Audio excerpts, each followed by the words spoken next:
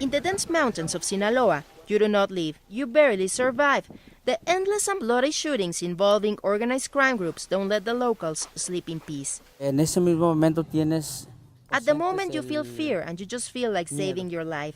At the time, the bullets were passing by, 50 caliber bullets. Salvar su vida y. After El Chapo Guzman's extradition, violence spread all over Sinaloa, forcing waves of people from their homes and their lives because of threats from armed groups who fight for control of the mountainous terrain and to control the criminal activity in nearby towns. Elber Vidal left his town of San Javier. Dijeron, ¿sabes qué? Pues ya va. They told us this is going to change. Take care, take your necessary things, and go. Lo más indispensable y se va. Socorro had to leave Tameapa, a small town of barely 600 people, nestled in the state mountains. Por los matones que andan buscando a la gente mala. Because the killers were looking for evil people, I experienced a shooting in Tameapa, very scary. God forbid I could also be killed in a shooting. Like Ever, Socorro is starting over in Badiraguato, where she sells clothes on the street. Her family is looking after Maria Teresa, a widow from Huixopa, a town near La Tuna, Joaquín El Chapo Guzmán's cradle. She also had to flee, leaving all of her belongings behind. Things got nasty, bad. The little a single person needs, I lost it all. To the violence of the cartels operating here, add to that the lack of opportunities, poverty, and the marginalization that is common in these towns. Local civil organizations estimate that in the last 12 years, more than 25,000 people left their hometowns. 70% of them were women, children, and seniors, stories that replicate all over the communities in the Sinaloa mountains. Empty communities seem like ghost towns, like La Petaca in the municipality of Concordia.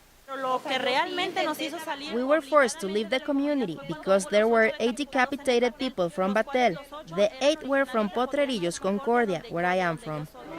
Karen tried to go back to her hometown and get her house back, but the violence was still there.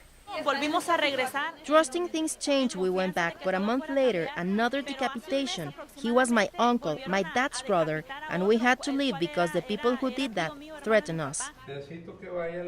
This human rights defender in Sinaloa says that displaced people face consequences that affect every important area of their lives, and most of the places they flee to aren't always ready to help them. The main issue is there is no school for their children, no health care, there are problems with the housing and the lack of jobs.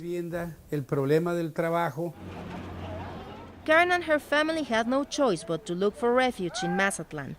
It was so tough as we knew we left everything, a whole life behind and comfort, yet we were willing to leave. According to activists, displaced people still get caught in the middle of the violence caused by drug cartels after moving to a new town. La situación tiene otro agravante. The violence and harassment against the displaced families have been taking lives down here, where they have sought shelter. With a lack of security in their hometowns, thousands of displaced families are aware that they must leave, but in their hearts, many hold hope that someday there will be peace, so they can go back home. In Badiraguato, Mexico, Paulina Gómez Bulchiner, News.